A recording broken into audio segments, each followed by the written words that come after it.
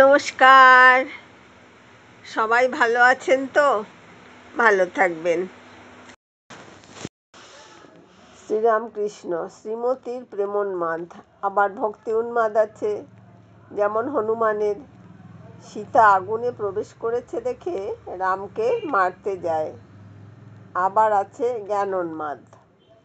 একজন জ্ঞানী পাগলের মতো দেখেছিলাম। কালীবাড়ি সবে প্রতিষ্ঠার পর লোকে বললে রামমোহন রায়ের ব্রাহ্মসভার একজন। এক পায়ে ছেঁড়া জুতো, হাতে কঞ্চি, আর একটি ভাঁড় আবাচারা গঙ্গায় ডুব দিল। তারপর কালীঘরে গেল। হলধারী তখন কালীঘরে বসে আছে। তারপর মত্ত হয়ে স্তব করতে লাগল। কুকুরের কাছে গিয়ে কান ধরে তার উচ্ছিষ্ট খেলে। কুকুর কিছু বলে নাই। আমারও তখন এই অবস্থা আরম্ভ হয়েছে। আমি হৃদের গলা ধরে বললাম, ওরে হৃদে, আমারও কি ওই দশা হবে? আমার উন্মাদ অবস্থা নারায়ণ শাস্ত্রী এসে দেখলে একটা বাঁশ ঘাড়ে করে বেড়াচ্ছি। তখন সে লোকদের কাছে বললে, ও উন্মত্ত হয়। সে অবস্থায় জাত বিচার কিছু থাকতো না। একজন নিজ জাতি তার মাগ শাক বেঁধে রেঁধে পাঠাতো, আমি খেতুম। কালীবাড়িতে কাঙালিরা খেয়ে গেল।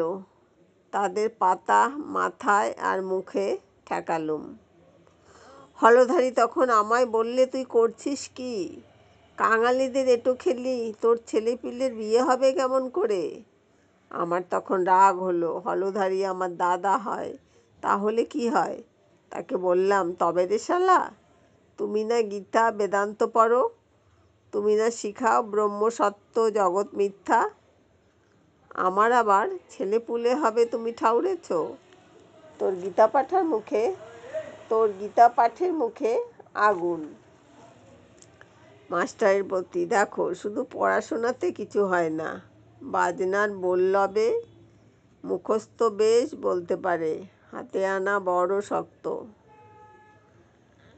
ঠাকুর আবার নিজের জ্ঞানোন্মাদ অবস্থা বর্ণনা করছেন। সেজবাবুর সঙ্গে কদিন বজরা করে হাওয়া খেতে গেলাম। সেই যাত্রায় নবদ্বীপেও যাওয়া হয়েছিল। বজরাতে দেখলাম মাঝিরা রাঁধছে। তাদের কাছে দাঁড়িয়ে আছি। সেজবাবু বললে, বাবা, ওখানে কি করছো? আমি হেসে বললাম, মাঝিরা বেশ রাঁধছে। সেজবাবু বুঝেছে যে ইনি এবারে চেয়ে খেতে পারেন, তাই বললে, বাবা, সরে এসো, সরে এসো। এখন কিন্তু আর পারি না, সে অবস্থা এখন নাই। এখন ব্রাহ্মণ হবে, আচারী হবে, ঠাকুরের ভোগ হবে, তবে ভাত খাবো। কি অবস্থা সব গেছে। দেশে চীনে শাকারি। আর সমবয়সীদের বললাম, ওরে তোদের পায়ে পড়ি, একবার হরিবোল বল। সকলের পায়ে পড়তে যাই। তখন চীনে বললে, ওরে তোর এখন প্রথম অনুরাগ, তাই সব সমান বোধ হয়েছে। প্রথম ঝড় উঠলে যখন ধুলো ওড়ে, তখন আম গাছ তেঁতুল গাছ সব এক বোধ হয়। এটা আম গাছ, ওটা তেঁতুল গাছ, চেনা যায় না। একজন ভক্ত ওই ভক্তি উন্মাদ কি প্রেম উন্মাদ কি জ্ঞান উন্মাদ, এসব কেমন করে চলবে? শ্রীরামকৃষ্ণ। যোগী দুরকম, ব্যক্তযোগী আর গুপ্তযোগী। সংসারে গুপ্তযোগী, কেউ তাকে টের পায় না।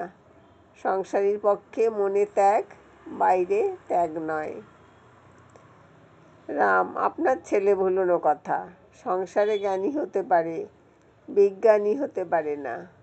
শ্রীরামকৃষ্ণ। শেষে বিজ্ঞানী হবে, জোর করে সংসার ত্যাগ ভালো নয়।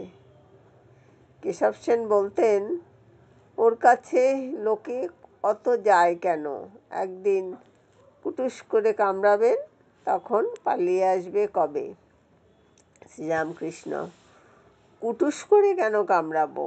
আমি তো লোকদের বলি, এও করো ওও করো, সংসারও করো, ঈশ্বরকেও ডাকো, সব ত্যাগ করতে বলি না। কেশব সেন একদিন লেকচার দিলে, বললে, হে ঈশ্বর, এই করো যেন আমরা ভক্ত নদীতে ডুব দিতে পারি, আর ডুব দিয়ে যেন সচ্চিদানন্দ সাগরে গিয়ে পড়ি। মেয়েরা সব চিকের ভিতরে ছিল।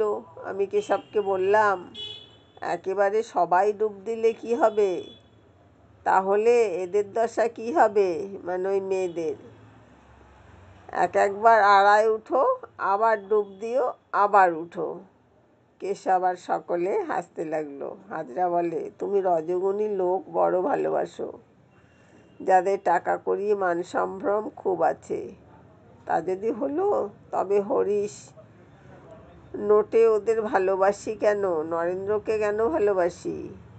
তার তো কড়া পোড়া খাবার নুন নাই। শ্রীরামকৃষ্ণ ঘরের বাহিরে আসলেন এবং মাস্টারের সাথে কথা বলতে বলতে ঝাউতলার দিকে যাচ্ছেন।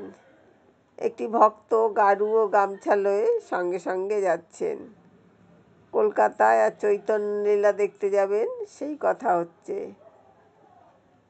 শ্রীরামকৃষ্ণ মাস্টারের প্রতি পঞ্চবটির নিকট রাম সব রজগুণের কথা বলছে। এত বেশি দাম দিয়ে বসবার কি দরকার? বক্সের টিকিট নেবার দরকার নাই, ঠাকুর বলছেন। শ্রীরামকৃষ্ণ শ্রীযুক্ত মহেন্দ্র মুখুজ্জের গাড়ি করে দক্ষিণেশ্বর হতে কলকাতায় আসছেন। গাড়ির মধ্যে মহেন্দ্র মুখুজ্জে, মাস্টার ও আরও দু একজন আছেন। একটু যাইতে যাইতে ঈশ্বর চিন্তা করতে ঠাকুর ভাব সমাধিতে মগ্ন হলেন। অনেকক্ষণ পর সমাধিভঙ্গ হলো। ঠাকুর বলছেন, হাজরা, আবার আমায় শেখায় শালা। কিয়ৎক্ষণ পরে বলছেন, আমি জল খাবো। বাহ্য জগতে মন নামাবার জন্য ঠাকুর এই কথা প্রায় সমাধির পরে বলতেন। তাহলে কিছু খাবার আনলে হয় না? মাস্টার, ইনি এখন খাবেন না। শ্রীরামকৃষ্ণ ভাবস্থ, আমি খাবো, বাহ্যে যাব।